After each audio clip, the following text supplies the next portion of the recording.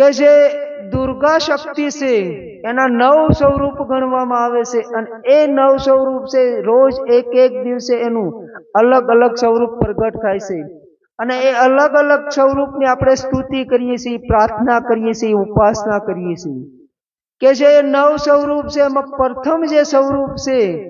એ શૈલપુત્રી છે, જેને શૈલપુત્રી કહેવામાં આવે છે, અને બીજું સ્વરૂપ છે એ બ્રહ્મચારણી છે, ત્રીજું સ્વરૂપ છે એ ચંદ્રઘંટાનું સ્વરૂપ છે, અને ચોથું સ્વરૂપ છે એ કૃષ્ણ માંડાનું સ્વરૂપ છે, અને પાંચમું સ્વરૂપ છે સ્કંદ માતા, અને જે છઠ્ઠું સ્વરૂપ છે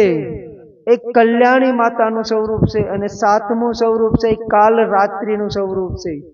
અને આઠમું જે સ્વરૂપ છે એ મહાગૌરી સ્વરૂપ છે, અને નવમું સ્વરૂપ છે એ સિદ્ધદાત્રી સ્વરૂપ છે. તો એ જે 9 સ્વરૂપ છે દુર્ગાના, એ જે શૈલીપુત્રી જેને કહેવામાં આવે છે એ મૂળ શક્તિ છે, એ મૂળ શક્તિના 9 સ્વરૂપ છે કે જ્યારે એક દુર્ગા નામના રાક્ષસનો વધ કરે છે અને એનો વધ કરે છે, એનું નામ, એ શક્તિનું નામ દુર્ગા પડે છે, અને એને આપણે દુર્ગા, 9 દુર્ગાના સ્વરૂપમાં એની આપણે પૂજા કરીએ છીએ, ઉપાસના કરીએ છીએ.